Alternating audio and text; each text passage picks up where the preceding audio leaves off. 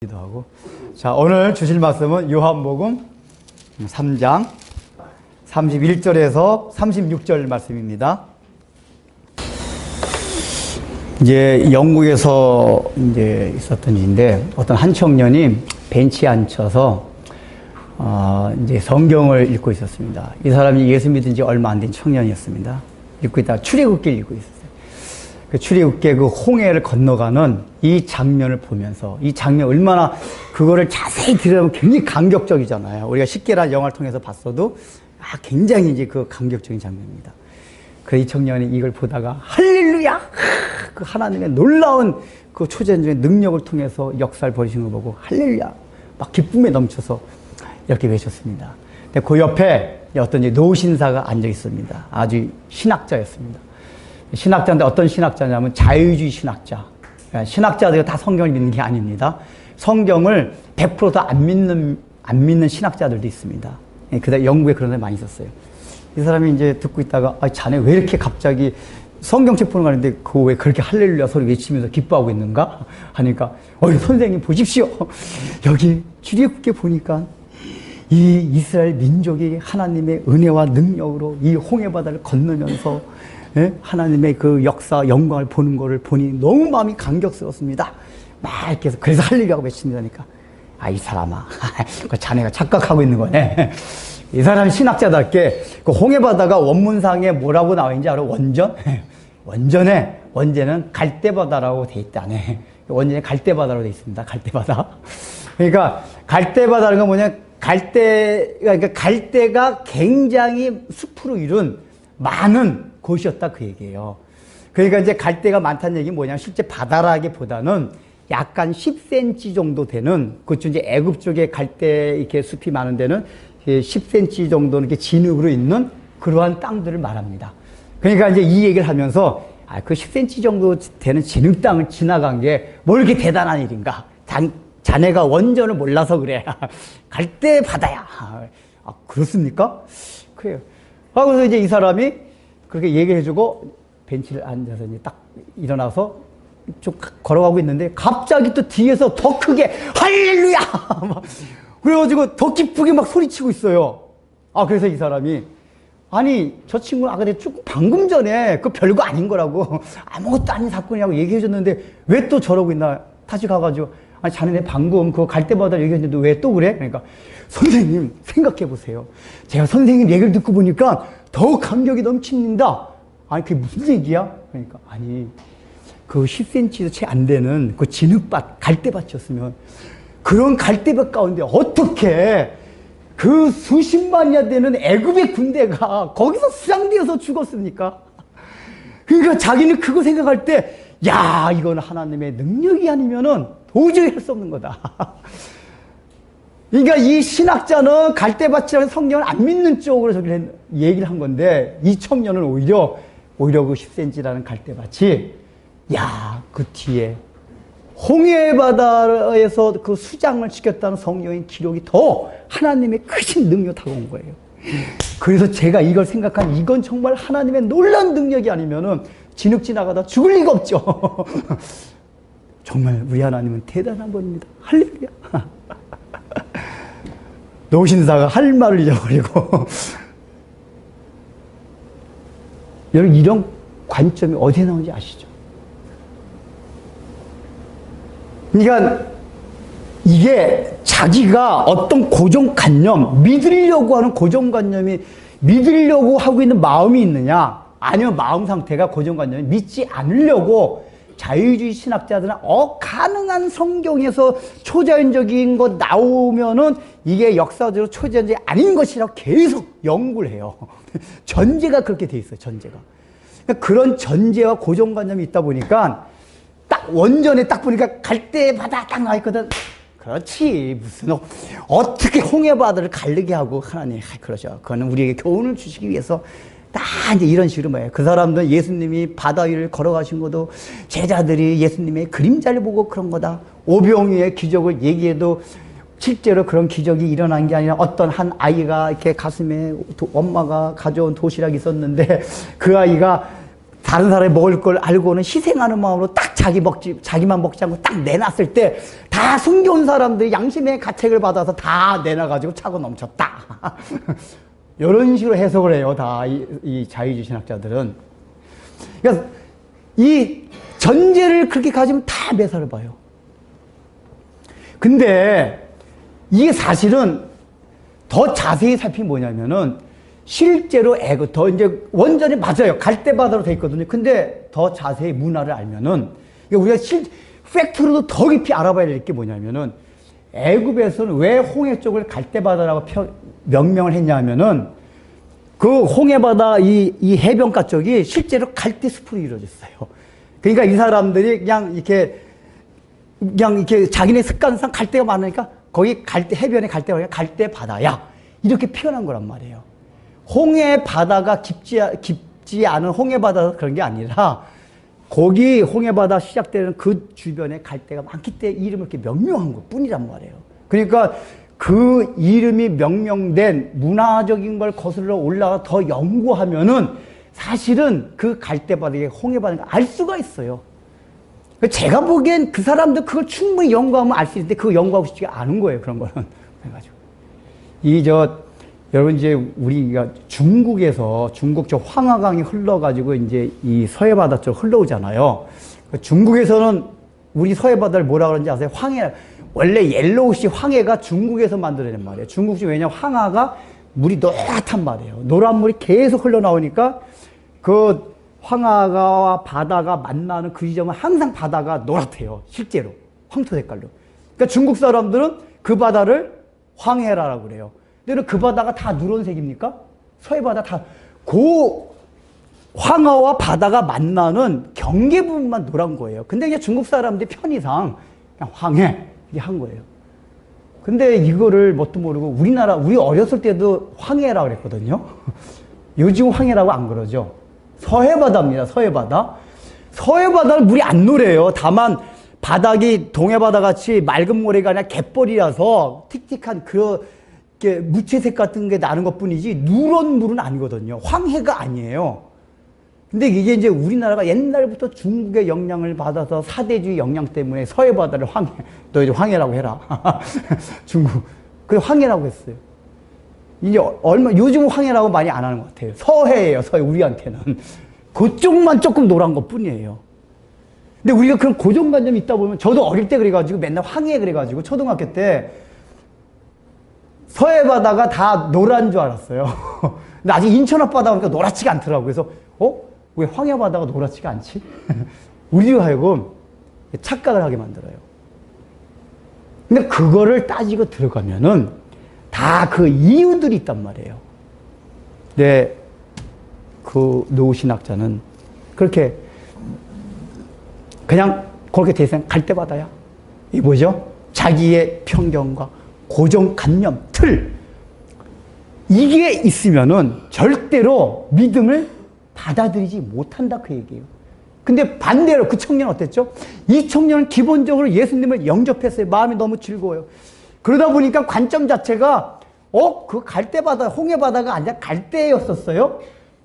팩트, 이 청년은 연구를 못했기 때문에 그게 뭐 애굽 사람들이 그렇게 불렀는지 몰라요. 그럼에도 불구하고 뒤에 나오는 사건, 이것만 바라봐도 아이고 거기서 하나님의 초자연 능력을 발견하고 믿음을 가질 수가 있었단 말이에요. 이게 관점이 나름이에요. 관점. 이게 굉장히 많아요. 우리가 처음에 신앙을 받아들일 때 보면은 고정관념과 틀이 있으면은 성경이 말하는 믿음을 굉장히 갖기가 힘듭니다. 힘들어요. 전제가 있으면. 그 틀을 부수어야 돼. 부수는 게 겸손한 거예요. 그래야지 그러면 그 학자가 그 겸손한 마음이 없으면 전제가 없었으면은 갈대바다, 왜 갈대바다라고 성경에 표현했을까? 더 연구해야 돼요. 그 연구하고 싶지가 않은 거예요. 자기가 원래 생각한 틀 쪽으로만 연구하고 싶은 거란 말이에요. 이게 우리 인간이 갖고 있는 오류와 고정된 틀 속에 있는 편견의 사고방식이에요. 이거 굉장히 많잖아요. 이게 정치 논리도 얼마나 많아요. 정치 논리 보면은 유튜브에 떠들어가지고 맨날 모으는 동영상 보면은 자기네 진영 논리에 맞는 것만 다 골라서 다 얘기를 해요. 반대 진영 논리는 절대 아예 받아들이지 않아요. 해가지고 팩트인데도 불구하고 이게 인간의 교만과 아집과 고집들이 다. 그러니까 우리는 그러니까 기본적으로 그런 겸손한 그게 일상적인 진영 논리뿐만 아니라 일상적인 삶에서도 그렇고 진리 문제에서는 더 그런 거란 말이에요. 그걸 봐야 돼요. 근데 이런 고정관념이 있던 것이 인류의 보편적인 본성이기 때문에 예수님 당시에도 이런 이제 마음을 가진 사람이 많았었어요. 오늘 본문을 보면 무슨 내용이냐면은 세례 요한이 지난번에 계속 설교를 하고 있는데 지금 여기 3장에 나왔던 게 뭐였죠? 니고데모의 얘기와 세례 요한을 떠나서 예수님을 따라다닌 사람들 얘기가 3장에 나와 있어요. 근데 다 내용이 뭐냐면은 제대로 예수님을 믿지 아니하는 사람들의 얘기예요. 근데 세례 요한이 설교를 하면서 지금 뭐라고 평가하고 있냐면은 너희가 예수님을 따라가지도 않고 따라가긴 하지만은 실제로 예수님을 제대로 믿는 게 아니다. 이 얘기를 해요. 얘기를 해요. 이 3장의 내용을 통해서. 지금 이걸 쓴 사도 요한의 기록 목적이 뭐였죠? 예수님이 누구시다 하는 걸 알려주기 위해서 이걸 기록을 하고 있었단 말이에요.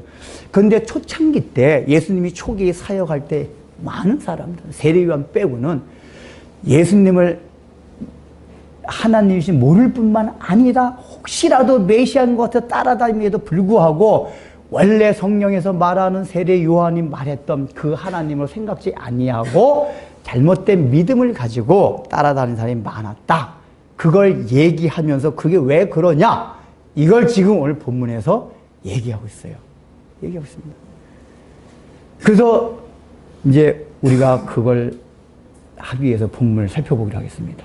31절 보면 위로부터 오시는 이는 만물 위에 계시고 땅에서 나니는 땅에 속하여 땅의 손맛을 지금 세례 요한이 전반부에 설교하고 있는 거거든요. 이게 뭐냐면은 예수님 우리 지난 시간에 했던 게 뭐였죠? 세례 요한이 너희들도 다 예수님을 따라가라 그 얘기예요. 근데 아직까지 세례 요한에게 남아있던 제자들은 아니 우리가 왜 저분을 따라갑니까? 우리는 당신이 더 훌륭하고 좋습니다. 세례 요한이 계속 얘기하는 거예요. 너희들 나의 설교가 그렇게 좋냐? 나의 설교가. 그러나 저 예수님은 그분은 근원이 하늘로부터 오신 분이다. 만물 위에 계셨던 분이다. 그래서 그분의 말씀은 하늘의 말씀이다. 그러나 너희가 내 설교가 굉장히, 왜냐하면 세례 요한의 설교가 굉장히 훌륭했어요. 많은 감동을 받았어요.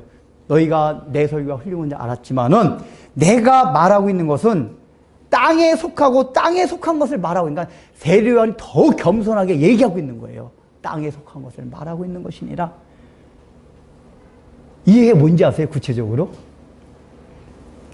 일단은 예수님을 따라다닌 많은 사람들이 예수님의 설교가 굉장히 좋기도 했지만은 근본적으로 니고데모도 그렇고 많은 사람들이 예수님을 완전히 하나님을 받아들이지 못한 이유가 뭐냐면은 그 받아들이는 그 조건을 준 건 뭐냐? 예수님이 기적을 많이 일으켰잖아요. 실제적으로 기적을 많이 일으켰습니다. 이거 동화 얘기가 아닙니다. 동화 얘기가 아니에요. 그러니까 그걸 딱 보니까 저분이 학벌도 없고 어디도 갑자기 확 나타나가지고 뭐 그냥 얼굴도 못생긴 데다가 그냥 그런데 일단은 많은 기적이 있어요. 거기다 말씀을 들어보니까 이게 어떤 신적인 권위가 있는 것 같이 느껴지는 그게 있었어요. 예수님 말씀은. 근데 걸리는 게 뭐냐? 그 설교 듣다 보니까 이해 안 되는 게 너무 많아요. 세례 요한의 설교는 다 이해가 됐어요. 찔림만 받았지. 그러니까 세례 요한의 설교 특징 못하면은 엄청난 찔림을 받았어요. 찔림을 받았다는 얘기는 뭐냐면은 그게 다 이해가 됐기 때문에 그래요. 문제에서 세례 요한의 설교는 뭐냐면 주로 현실적으로 우리가 자각할 수 있는 걸 설교를 했어요. 세리들이 세례 요한을 많이 따르는데 이 세리들 너희들 원래 받고자 하는 세금만 받는 게 아니라 4배나 지금 착복해서 받고 있지. 그거 다 치워라. 원래 세법에 규정한 그대로만 받고 그걸 하였으면 다 토해내고 4배나 갚아라. 막 이런 식으로 하고 이 도둑놈들.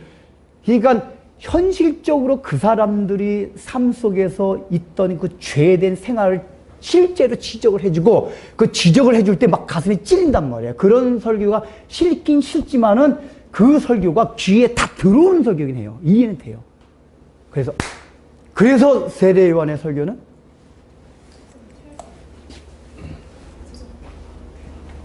거기 그리고 빌라 주차장이 뒤에 차가 있어가지고 지금 저기구나.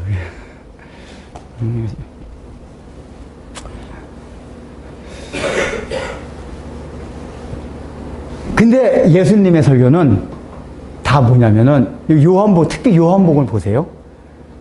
도대체가 이게 알아들을 수 우리는 그래도 예수님이 믿었기 때문에 기본적인 전제 지식이 있어서 그나마 좀 알아듣긴 하는데 오늘날의 우리들도 요한복음을 이해를 제일 못해요. 그렇지 않습니까, 여러분들? 다른 거, 예를 마태복음 같은 거 그나마 이렇게 윤리토, 원수를 사랑하라. 이런 건 예수 안 믿는 사람도 원수 사랑하지 못하지만 알아들어요. 그렇게 사랑해야 되고, 남거 사기치지 말고, 오리를 가고, 심리도 가고, 율법 얘기는 그러거든요. 그러니까 현실적이라는 게 먹고 사는 문제뿐만 아니라, 우리 현실에 육신적으로 땅 위에 살아가는 사고방식을 이해할 수 있는 설교였단 말이에요, 세례요한 설교는. 근데 예수님 설교는 도무지 이해가 안 돼요. 왜냐? 예수님은 하나님과 우리의 관계에 대한 근원적인 설교를 했기 때문에 그래요. 너희가 나의 살과 피를 먹고 마시라. 포도나무 가지 얘기하고 너희가 내 안에 있고 내가 너희 안에 있으면 지금도 우리들 그 말 헷갈리죠.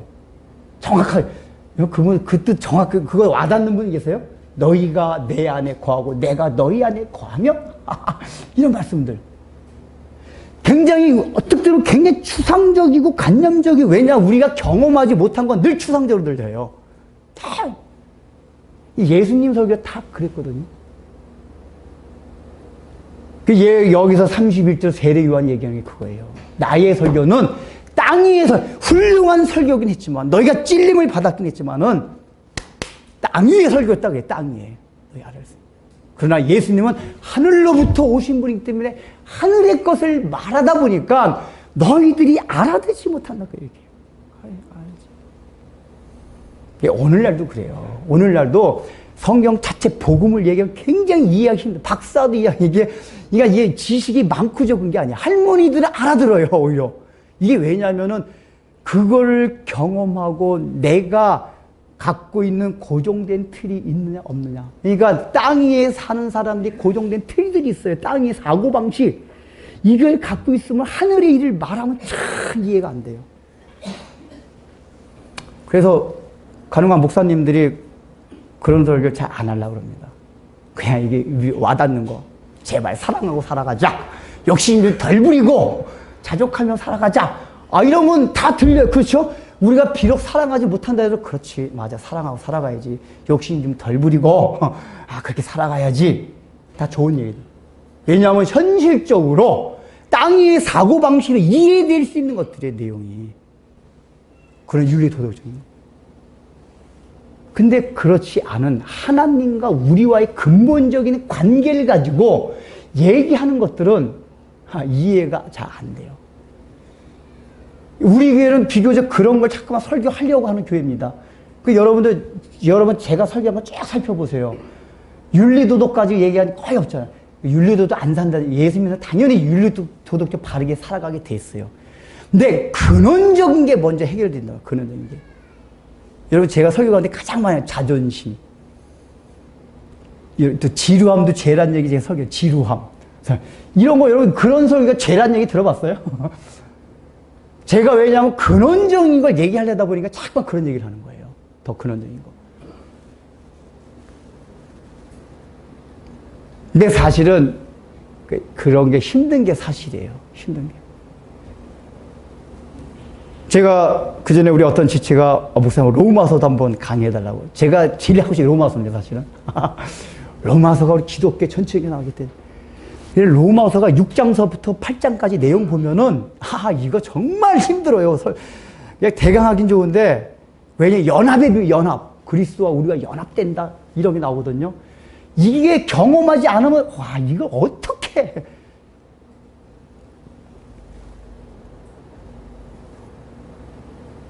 요한계시록보다 그게 더 힘든 것 같아요, 오히려. 그러니까 요한이 지금 그걸 얘기하는 땅 위에 나도 속했기 때문에 나도 땅의 것을 세례 요한이 말한 것조차 설교조차도 땅의 것이었다 그 얘기예요. 여기 우리가 잘 이해를 해야 돼요. 세례 요한이 설교가 나빴습니다. 훌륭한 설교였죠. 그러나 땅 위에 설교했어요. 이 얘기는 다른 말로 말하면 뭐냐냐?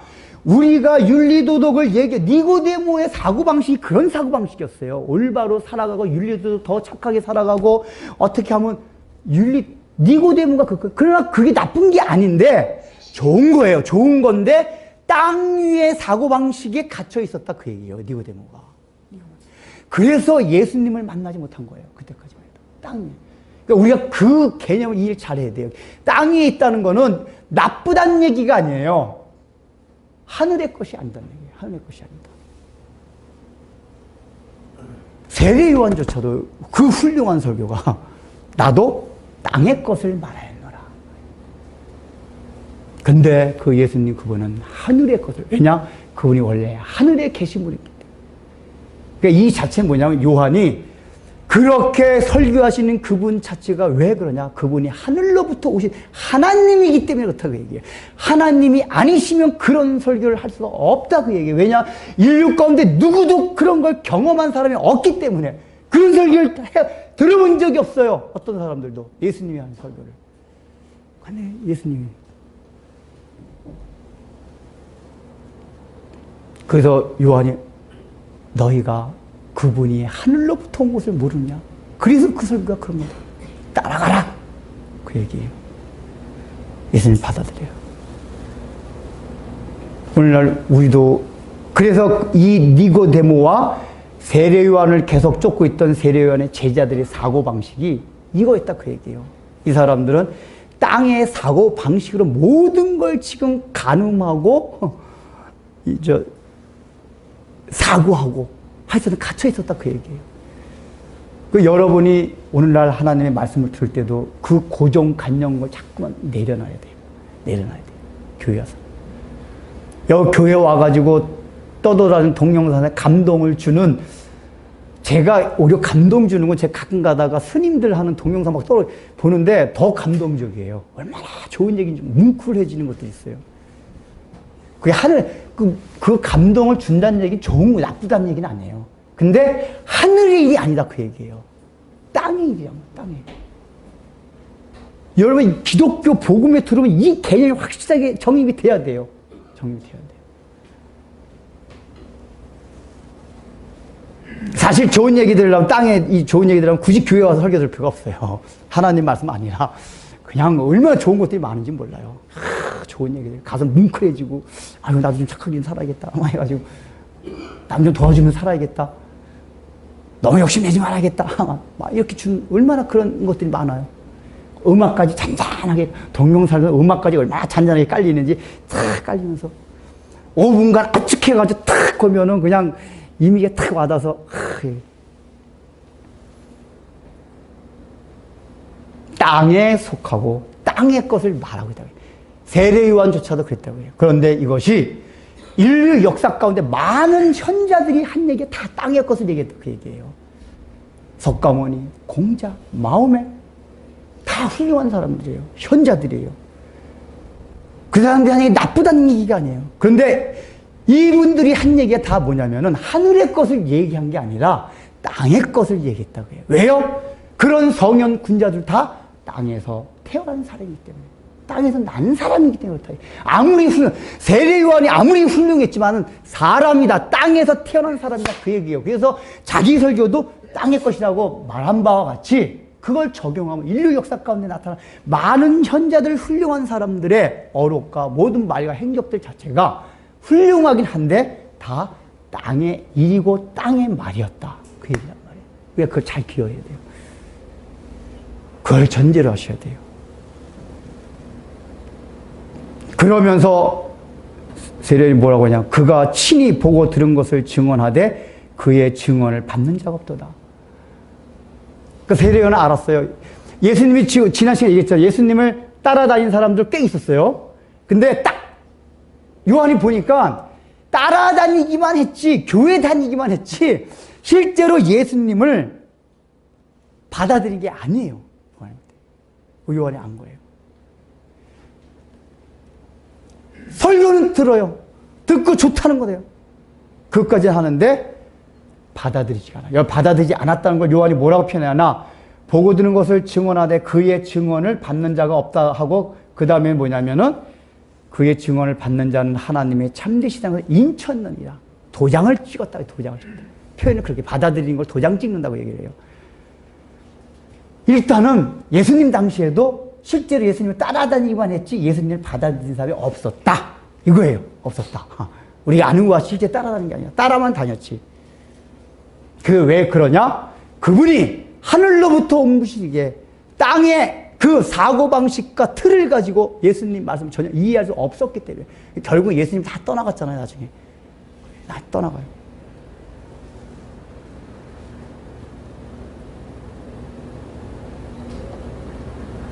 그러면서 요한이 뭐라고 합니까? 그의 증언을 받는 자는 하나님 참되시다 인쳤느냐.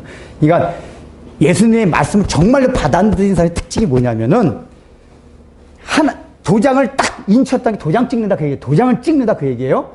이 얘기가 뭐죠? 서명한다. 이 얘기가 뭐죠? 어떤 사건이나 사안에 대해서 자기의 이름을 걸고 그게 진정성이 있다는 걸 보증하는 게 도장 찍는 거예요. 서명, 날인, 인친다는 게. 그러니까 예수님의 근데 뭐를 인쳐요? 하나님이 참되시다는 것을 도장을 찍었다. 이게 뭐냐면은 예수님 그분을 영접하게 되고 그분의 말씀을 받아들이게 되면은 우리가 여태까지 유대인들 다 하나님을 믿었으니까 하나님이 실제 참되시고 진실되다는 것을 우리의 마음 가운데 우리의 삶 가운데 도장 찍게 되는 것이다 그게요. 인치는 거다 그 얘기예요. 보증하는 거다. 즉 우리가 그런 얘기 다뤘잖아요. 유대인들도 하나님을 믿었지만은 실제 성경에 나타난 하나님을 제대로 알고 믿은 게 아니에요. 예수님이 오셔서 예수님을 통해서 예수님의 말씀을 통해서 하나님을 알게 됐을 때 이 하나님이 그 하나님이구나.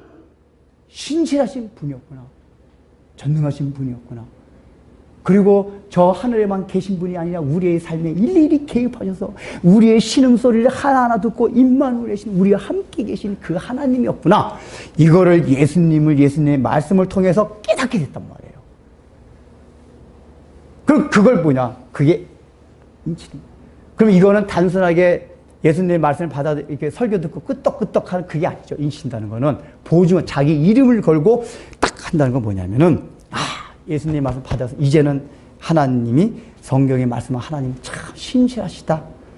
이거를 나의 마음에 팍 육화시키는 거예요. 나의 마음에 도장을 찍듯이 이게 인을 빡 찍듯이 늘 그 원리가 나의 삶을 좌우할 수 있도록 만든 거예요. 우리가 처음에 수학을 배울 때 1 더하기 1은 2부터 배우잖아요. 그러면은 1 더하기 1, 2 곱하기 2는 4 이런 가장 기초적인데 이 기초적인 원리를 통해서 더 큰 수학을 배워나가요. 그 원리를 확장해나가고 적용해 나가는 거란 말이에요. 예수님의 말씀을 처음 들었을 때 그 예수님을 구주로 받아들일 때 이 원리가 내 머릿속에만 있는 게 아니라 내 마음과 내 삶의 전 영역에까지 딱 도장을 찍듯이 확인시켜주는 이게 진정으로 예수님을 받아들인 거다 그 얘기예요. 네, 우리가 과연 그러구나 그 얘기예요. 이걸 방해하는 게 다 뭐죠? 고정된 틀들이에요. 우리 얼마나 그런 게 나름나름대 고정된 틀들이 인간의 고정된 틀들이 다 있어요. 근데 예수님의 증언을 받아들이게 되면 그걸 벗어나게 됐단 말이에요. 금요일날 제가 설교를 했지만은 야곱도 삼촌네 집에서 이제 가나안 땅을 갈 때 하나님이 야곱에 대한 두려움을 없애주시려고 출발할 때 야곱의 주위에 하나님의 군대가 보호하고 있다는 걸 보여주셨어요. 그럼 그걸 믿고 가나안 땅까지 가야 됩니다. 근데 가다가 막상 가나안 땅 이게 약복강 앞에서 가나안 땅만 건너가면 이제 거긴데 가나안 땅을 바라보게 되니까 덜컥 형이 자기를 죽이러 올까봐 덜컥 겁이 났어요. 하나님이 자기의 주신 약속 다 잃어버렸어요. 이게 인간이 가진 고정 틀, 본성인데 하나님이 아무리 약속을 보여주셔도 인간은 심리 기저의 무의식 세계에 늘 자기를 의지하는 그런 것들이 다 있어요. 그러니까 하나님 은혜를 주심에도 불구하고 자꾸만 잊어버려요. 그 틀을 벗어나지 못해요. 우리 얼마나 그게 많습니까? 저도 신앙생활하다 은혜를 받은 자들은 그걸 알아. 하나님 정말 나를 도와주시고 은혜를 끼쳐줬구나. 그럼 그걸 근거로 해서 도장을 딱 자기 마음에 찍고 산 가운데 그 도장을 찍혀 보면은 어떤 일이 닥치든지 그래. 그때 하나님 나를 이렇게 인도하시고 신실하게 약속을 이행해 주셨지. 그 두려움이 물리치고 하나님이 참되다는 거예요. 신실하시다는 거예요. 나의 삶 가운데 선포할 수가 있단 말이에요. 근데 우리의 그런 고정관념들이 인간이 그래도 하나님이 도와주시는데 그래도 이게 다 있단 말이에요. 그게 안 돼요. 그러니까 여러분 고정틀 땅 위에 살아가는 그 삶의 방. 그러니까 교회에 나온다는 얘기는 내가 기존에 갖고 있던 모든 틀을 바꾼다. 이걸 생각하셔야 돼요. 단순하게 윤리도도 조금 착하게 그건 나중에 결과가 그렇게 되는 거고 먼저 틀을 하나님과 나와의 관계가 무엇이 있는가 이것부터 생각을 하라 그 얘기예요.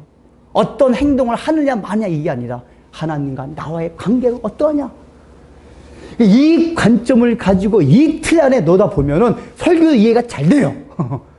그리고 삶 속에서 삶의 정황에서 일어나는 일에 대한 해석도 잘 돼요.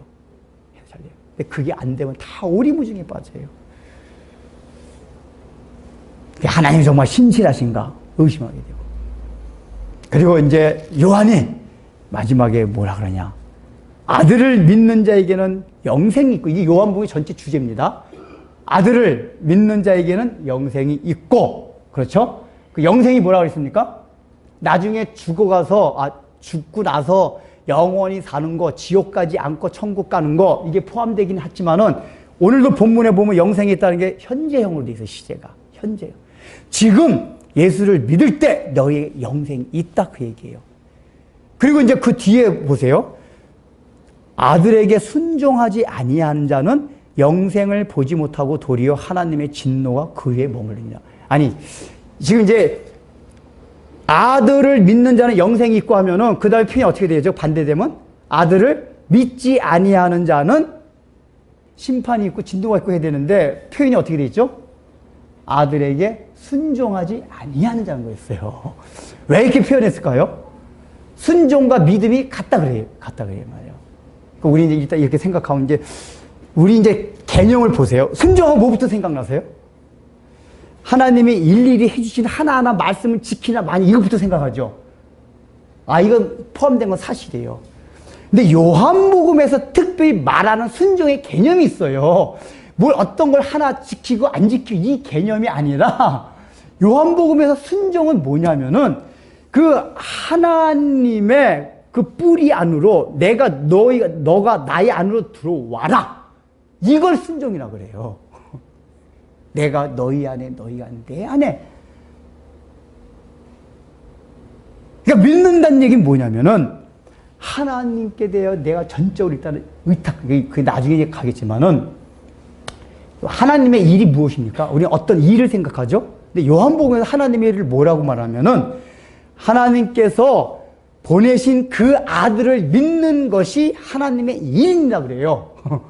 언제 정 선교사님 그 얘기 했잖아요. 그러니까 요한복음의 흐름이 그거란 말이에요. 순종도 마찬가지예요. 근데 우리는 자꾸 땅 얘기 생각하다 보면 순종도 또 그런 식으로 생각을 해요. 그런 식으로. 그러니까 우리가 틀 자체를 바꿔야 돼요. 그러니까 여러분 설교를 열심히 잘 들으셔야 돼요. 그래서 틀을 바꿔서 금방 바꿔지는 게 아니에요. 설교 자꾸만 들어야죠.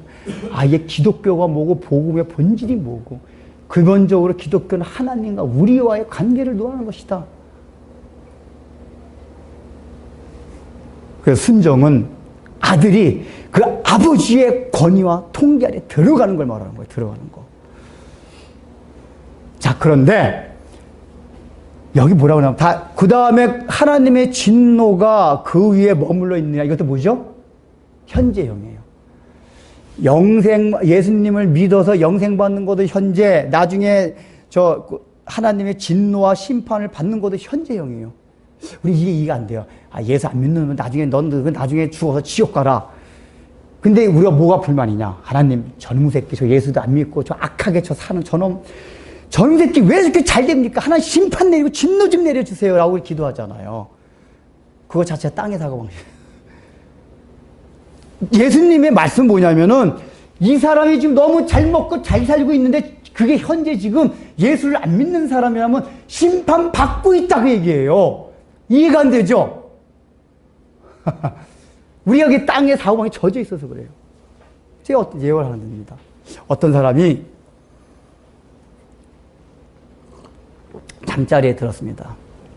딱 아침에 일어나 깨우고 나니까 자기 침대가 아니고 자기 방이 아니에요. 이거 뭐지? 방 창밖을 봤더니 자기가 살던 세계가 아니에요. 이 사람이 문득 우리 그 영화 그런 영화 많이 봤잖아요. 갑자기 죽는 순간 영혼이 붕 떠가지고 하듯이 딱 이 사람이 내가 죽은 거구나. 딴 세계에 와 있구나. 분명히 딱 느낀 거예요.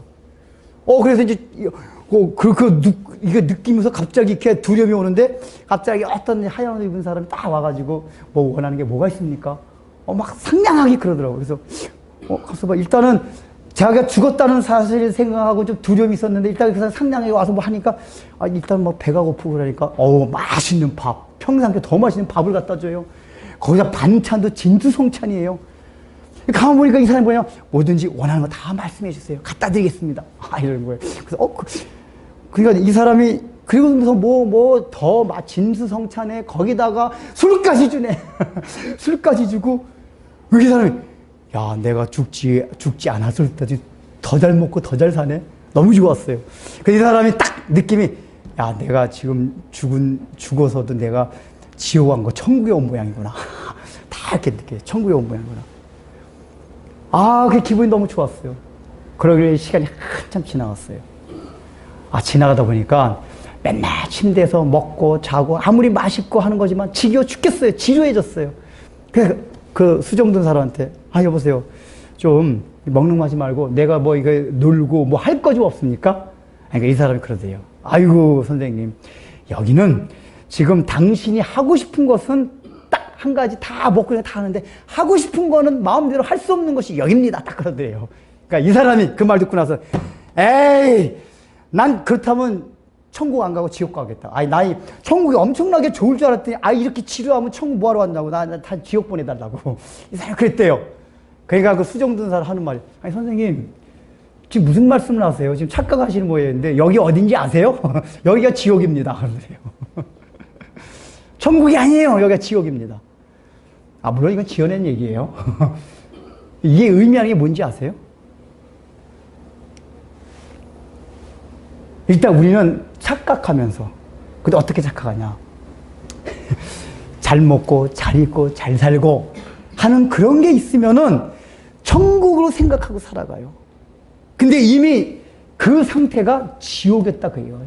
이 땅을 살아가면서도 아무리 그 사람이 돈을 많이 벌고 그냥 하는 일마다 잘 되고 모든 것이 장밋빛에 흘러간다 해도 예수님 안 믿는 사람은 진노와 심판을 받고 있다 그 얘기예요. 잘 살고 있어도. 왜 그러냐? 여러분 실제로 우리 현자들도 그걸 알잖아요. 우리가 아무리 좋은 걸, 이거는 누누이 얘기하는 거잖아요. 아무리 좋은 것을 가져도 그때뿐이 아니잖아요. 늘 인생은 돈이 필요하면 돈을 했을 때 행복할 거지만 막상 갖고서 10년 이상 지나면 다시 지루해져요. 그러니까 지루해진다는 건 뭐죠? 자족함이 없다니. 자족함이 없어요. 만족함이 없어요. 공부도 전교 1등하면 엄청나게 좋을 것 같죠? 전교 1등만 계속해서 평생간 해보세요. 그것도 지루해. 자족함이 없어요. 권세도 마찬가지예요. 그 자체가 심판이다 그 얘기예요. 자체가. 아무리 잘 돼도 여러분 우리가 조금만 지혜가 있어. 그 예수를 안 믿는 사람들 석가모니 가서 다 얘기했잖아요. 아무리 가졌어도 그게 시간이 지나다 보면 다 지루해져요. 자족감이 없는 게 우리 인생이란 말이에요. 근데 하나님이 말씀하신 건 그게 심판과 저주다 그 자체가. 우리가 그걸 모르는 거예요.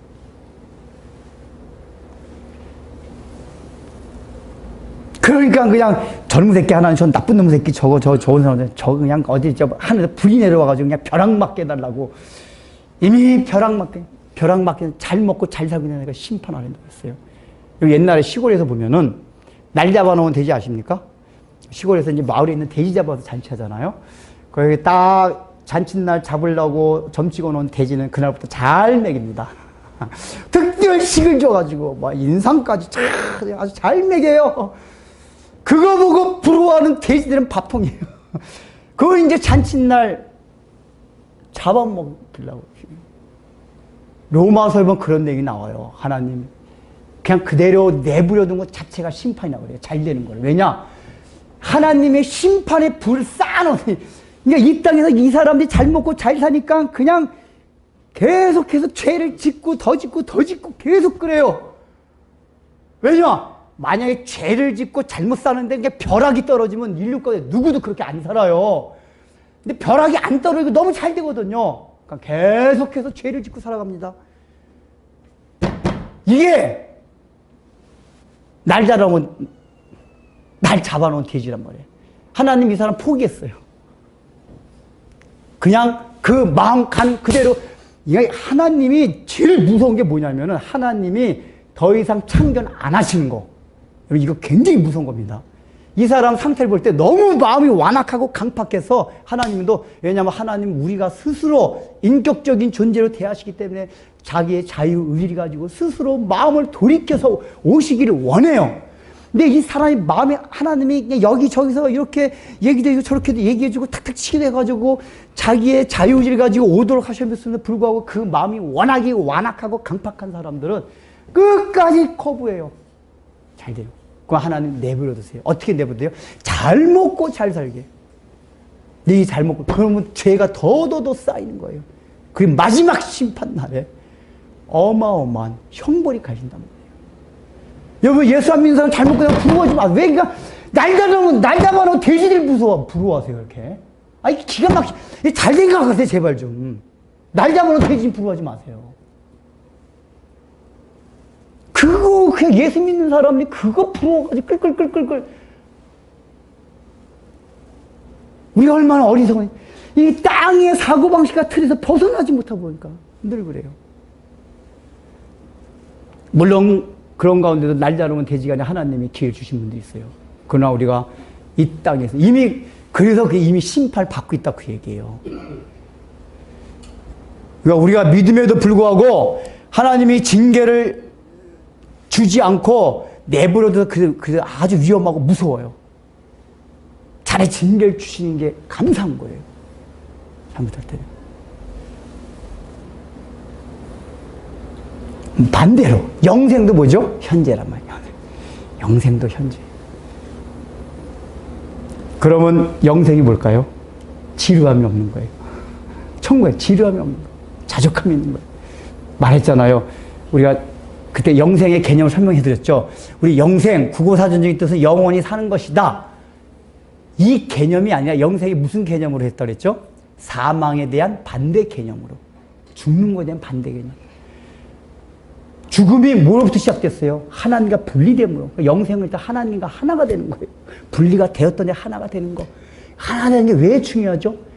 그 하나님이 하나가 될 때 하나님께 다 내 거다. 이거예요. 영생이라는 거는 하나님께 내 거다. 이거예요. 이거. 그러니까 하나님께 내 거면 나중에 죽어서뿐만 아니라 이 땅에서도 자족해요? 부족해요? 자족하죠. 지루하지 않아요. 그냥 지루한 것도 죄예요. 하나님과 분리된 죄. 제가 우리는 지루한 게 죄다 그런 얘기 안 하지만 지루하던 걸 느끼던 자체가 인간의 죄성, 본성이 나오는 거예요. 자족함이 없다는 얘기예요. 오늘날 현대시대가 더 지루함 느끼잖아요. 옛날엔 텔레비를 봐도 이렇게 채널 앞에 가서 돌리는 거라서 9번 보다가 좀 지루해도 귀찮아가지고 그냥 9번 보고 있어요. 내 요즘은 리모컨 때문에 그냥 뭐 조금만 아주 지루함을 못 참는 극치의 시대를 살아가고 있어요. 여러분 이게 악한, 아주 세대가 악해가는 징조 중에 하나예요. 여러분들 그 해석을 잘 하셔야 돼요. 이게 얼마나 악한 건지 몰라요. 본성적, 그러니까 인간은 다 지루하잖아요. 지루하다는 것 자체가 죄성이 있어서 그런 거예요. 지루함이. 근데 점점점 그게 발전해요. 그냥 조금도 이게 요즘에 광고도 보니까 이게 하도 이미지 확 지나가서 어떤 때 무슨 광고였지? 그런 광고도 있더라고요. 시대 자체가 그래요. 이게 조금이라도 장면이 오래 있는 거는 견뎌내지 못해요. 지루해가지고. 예. 그 안에 영생하지 못한 죄성이 있다는 걸 아세요. 영생하지 못한 죄성. 우리가 그걸 다 아셔야 돼요.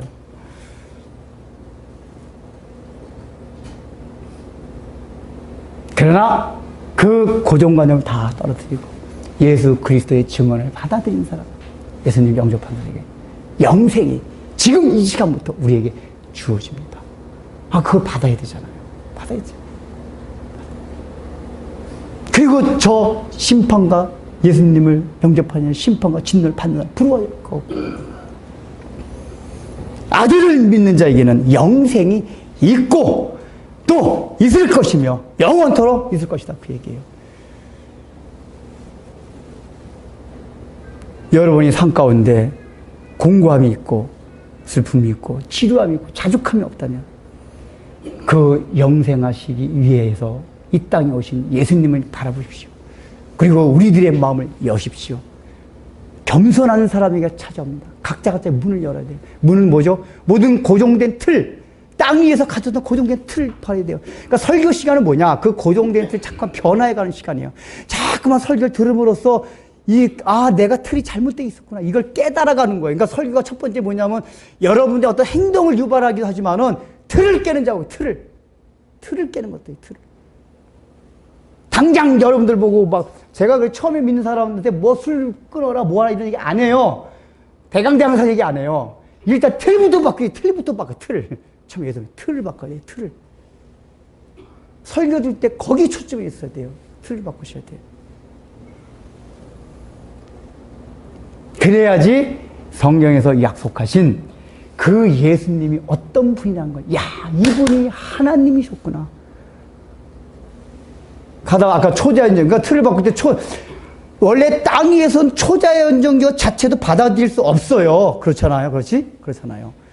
근데 여러분, 나는 모른다 해도 깊이 연구해보면은 초자연적인 것도 일어날 수가 있구나 하는 마음이 겸손한 마음이란 말이에요. 쉽게 말하면은. 근데 우리는 얼렁설렁 과학도 어설프게 알아가지고, 제 셋째 동생이 그랬거든. 나보다 진화론에 과학적 더 모르는 게, 형, 진화론, 이게 창세기, 진화론이 어쩌고저쩌고. 그러니까 틀 자체가 뭐냐면은, 그냥 성경은 과학적 그게 안 맞는다. 이 틀 가지고.